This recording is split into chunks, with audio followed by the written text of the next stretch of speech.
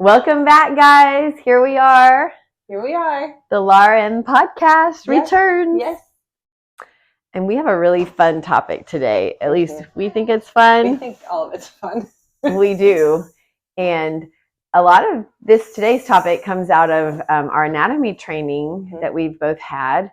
And understanding that the activities that you do when your body is developing as a child and young adult play into how your body operates and even how it's structured as you get older. Yeah, and like the patterns that we develop in our bodies, even like from gait to, well, like we'll get into the other things as it applies to yoga too. Yeah, and I guess yoga really gives you the opportunity to study and notice those things because you make so many shapes when you're moving your body that way. And you may notice someone who's in a very deep squat and goddess or malasana versus someone who struggles to get down that far. It may not be a matter of ability or that if they just tried harder or did more prep, they would be able to do it. It may actually be their bone structure and the activities they did in their youth that contributed to how their bones and their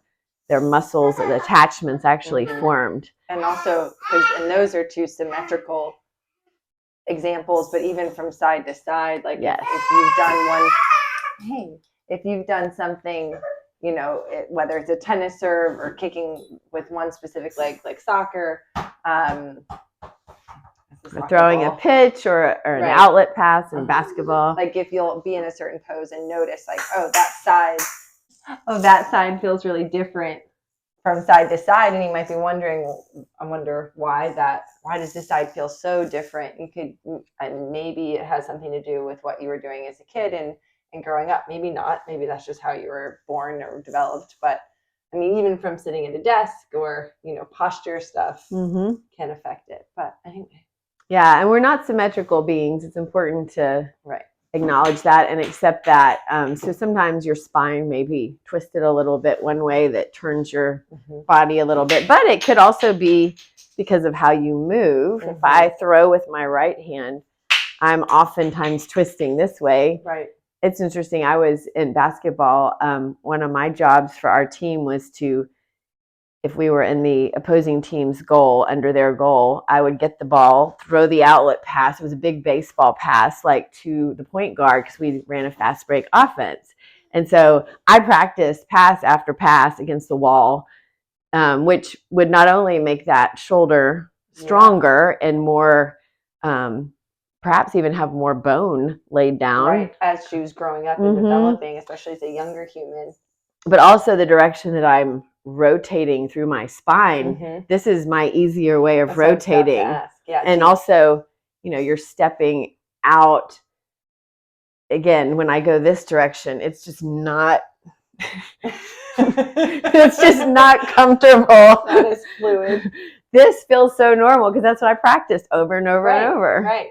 So it's interesting to notice like these little things, and not that you have to make all these connections in your practice, but it's interesting to kind of, if you do want to take a step back and be like, I mean, we were having this conversation the other day, which is why we're talking about it today. But as I reflected on that conversation too, I started playing with my triangle this morning and I was like, this side is a lot harder. I played soccer for my entire life. So, and we can maybe look at those examples in a little bit in our bodies in specific poses. But yeah, it's cool and nerdy I think. Yes. In a good way. Yeah. Another example is I have a friend who, she has a brother who played baseball growing up and was the catcher. Well, what kind of a position is the catcher in? A very deep squat, for long periods of time. And that brother can do full lotus, no trouble at all. Guess what? The position he was in. No wonder. Yeah. His hips are super open. This probably comes fairly naturally. Right. Because you need, if you've built a lot of strength in that space too, to rotate this open and then get the foot up. I know. There we are. We're in lotus. Here we are for the rest of the But think about it. If your primary sport, and this isn't, again, we don't want to put anybody in a box, but if you did a lot of linear sports where you were running forward, back, and maybe you were really fast. I know Laura Gray McCann, who we'll have as a guest someday on our podcast, she's a fast runner, a great runner, and the way her body's shaped is much more forward facing with her legs, how they attach to her hips. The sockets, yeah. And Lotus is not, it's not an option for her. Like really? it would put her knees in a really uncomfortable position because of her hip structure. Yeah.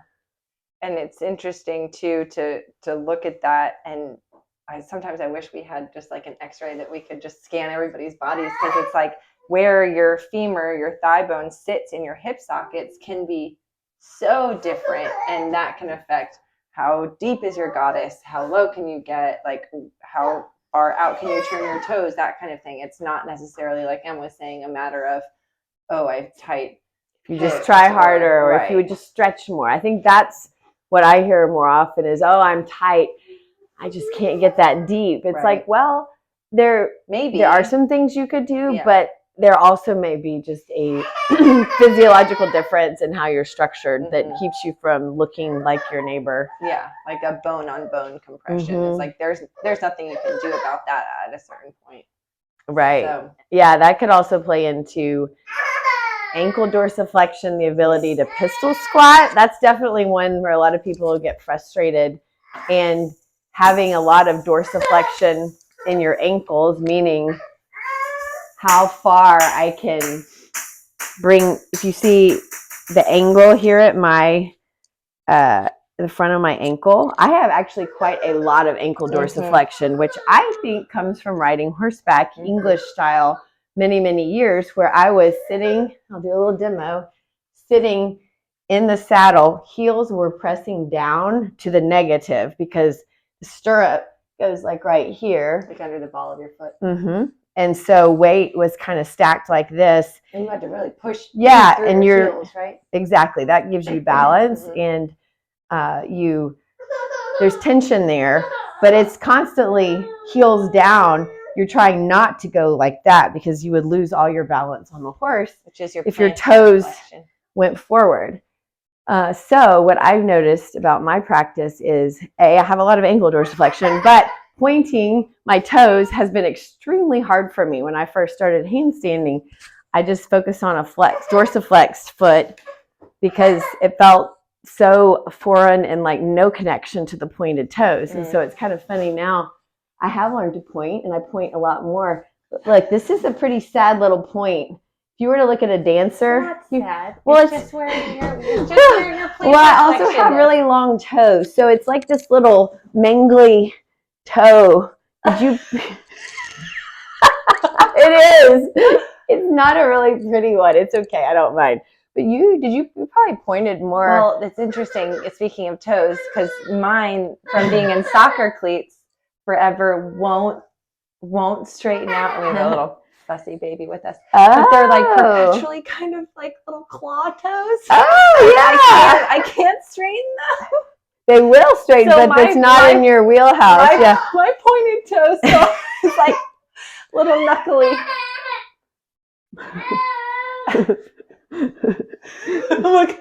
Look at our little.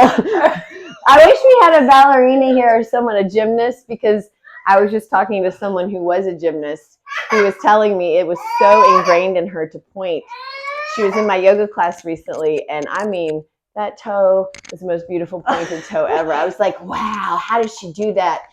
And gradually, though, after working through I will kind of flex and then point, I'm starting to feel that front line of my body engage more. Whereas when I was sitting on a horse, especially it could be in multiple things, but especially upside down.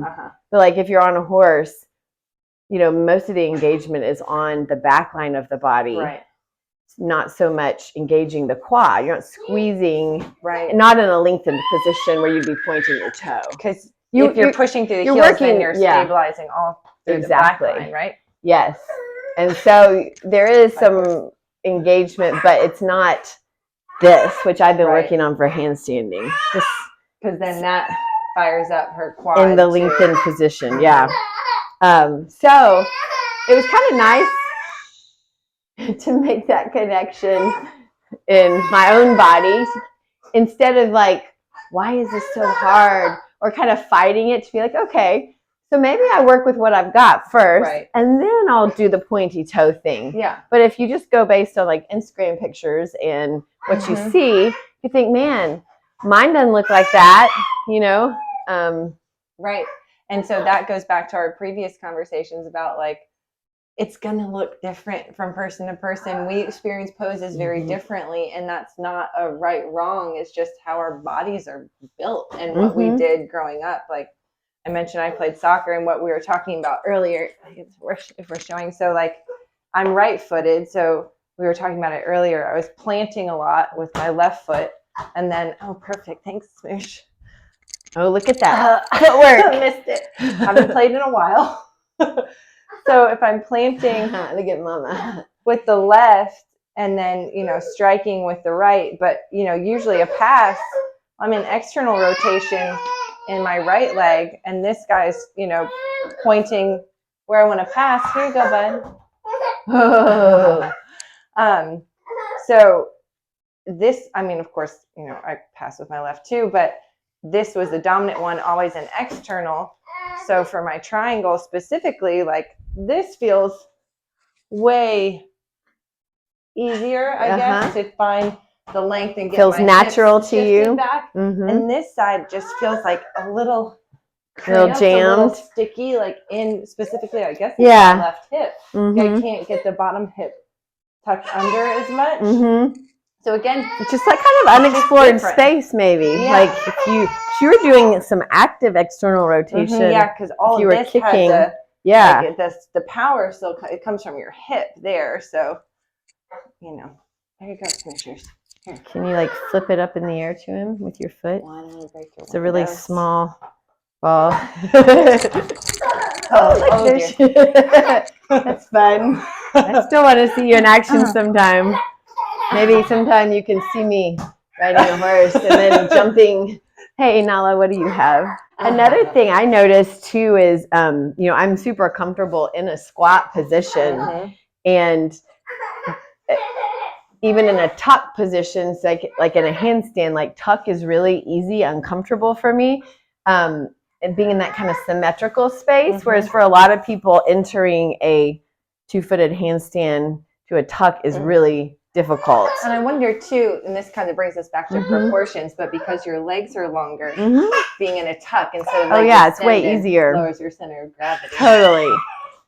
It does. Absolutely. It's much easier for me to balance because my legs are really long. I take the legs out of the equation. So you can make yourself smaller, lower your center of gravity. It's going to be easier to find balance and learn to balance. Right. You were saying. Oh. Your tuck. Symmetrical. Yeah, it just makes sense. Places where I feels comfortable, it feels familiar mentally. It's not hard, it's hard to wrap my mind around, and I do think muscle memory plays into that quite a bit. Yeah, for sure. Yeah. Anything else? Activities you did a lot of that you can remember? Well, I swam. I played soccer and I swam. I swam through high school, and I played soccer forever up until like, I don't know, 5 years ago.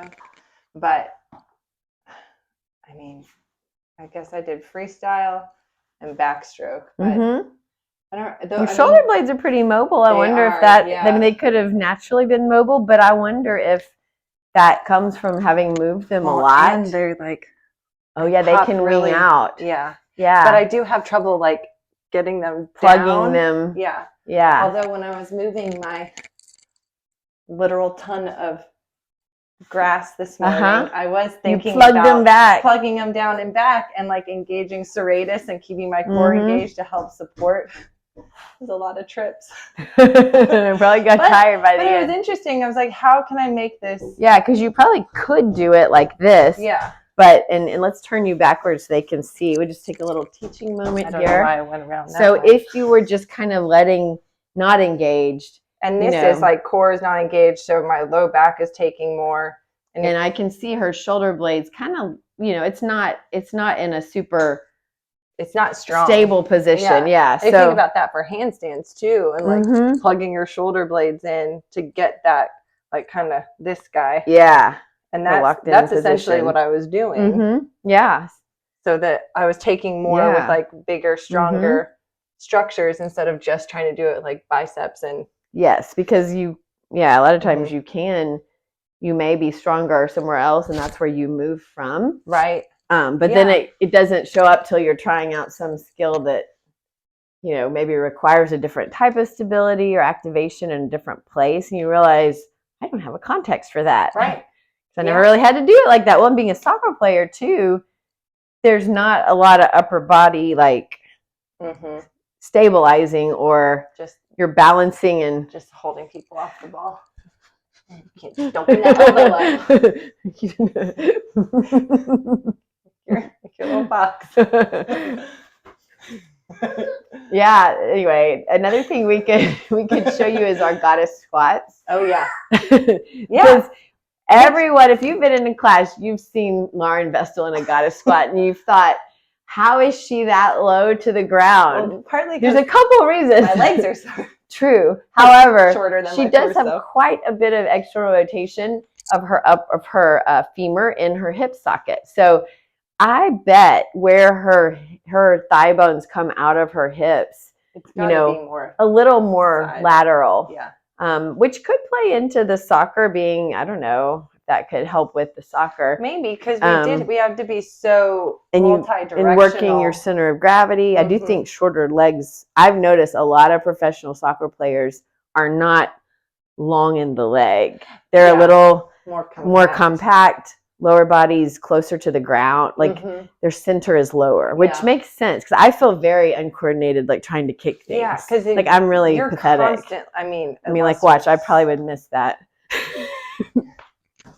I mean, it's just as weird. It's really awkward. But if you put me on a basketball court, like forget it. It's the most. I'm like, give me the basketball and the eye-hand coordination. It just depends what you did, right? So now I'm going to do goddess, which is a little awkward in shorts. But and I have quite a bit of external hip rotation. But like, look how long first of all, my thigh bone's so long. If I want to get as deep as I can go, I have to like really work my way into it. That is pretty low. Maybe because I did Ashtanga today. She's open. Come do it like right in front of me, or to like, let's just kind of Let me try and get overlap. Knee to crotch. Knee to crotch. I'm kind of lower than I normally am, I think, because I took time. But like her knee is, I mean, you guys can't see it, but her knee is like to almost my center of my body, my midline. Yeah, yeah. And your knee's probably like could go under me. Yeah. Another thing too, though, this is a really great goddess tip. If you look and you can't see your feet, like if your knees are collapsing in, just do yourself a favor and kind of narrow your goddess. Like this, actually, I can go deeper by turning my toes slightly forward because I think it matches my hip structure. And your toes don't have to. But I think you can go quite wide and still. That looks like a pretty balanced goddess. Whereas if I turn my toes out, working, but it's harder But some people's toes don't even go that far. But also, if you feel your knees collapsing in like you're kind of missing the benefits of goddess. Well, and think about if it's available to you, squeezing your outer glute more, like glute med, because that will help pull the knees back in line with the toes, and then you're not putting as much pressure on the inner knee. Of the knee. Yeah. And if you are, so let's say you're here, you're trying to go deep. I would say kind of adjust your feet for one, and then you can give yourself a little assist by bringing your hands to your outer knees.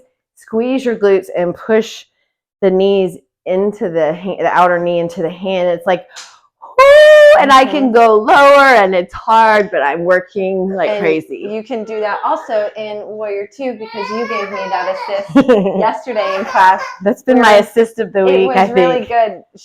It was just, and not much for for her, but like, and I was, deep in my Warrior 2, wherever I was, and she just gave me a little. I said, push into my hand. So she's I mean, yeah, and boy, that charges up that front leg in a way you can't really yeah, feel. working.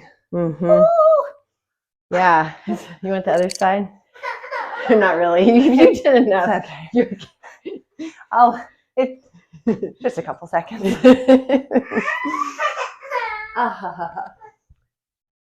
Yeah. Any other things you can think of? Any poses where? Oh, well, one thing also, just a quick side note. Earlier when we were talking about dorsiflexion of the ankle, right? So this flexion of the ankle,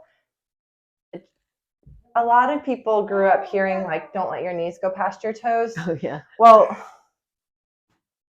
if you have to stop suddenly, good luck with not letting your knee go past your toes. If you're like running and then stop. Well, and like when you're running, guess what's happening? My knees are past my toes. Yep. So, like, my knees are past my toes. You're not dying. Yeah. Oh my gosh. And anyway, so thank you, Noah. Anyway, all of that to say, we need to strengthen in kind of full range of motion, because when we do inevitably have to stop quickly, which will happen at some point in your life, you want to be strong in that range. Yeah. It just helps with general mobility. Anyway, it's okay if your knees go past your toes, is what I'm trying to say. Yes, that was kind of a fitness trend that is no longer proven to be beneficial. So, and certainly somebody could have an injury or something that would. Yeah, that's not for everyone all the time. But generally speaking, yeah. Okay. If you guys have questions, or there's anything else you want to learn about, or questions about what we just talked about, drop them in the comments. Shoot us a DM. Yeah, we're here for you. Have a great day. Oh, that was watch the elbow. There's solid. Yes.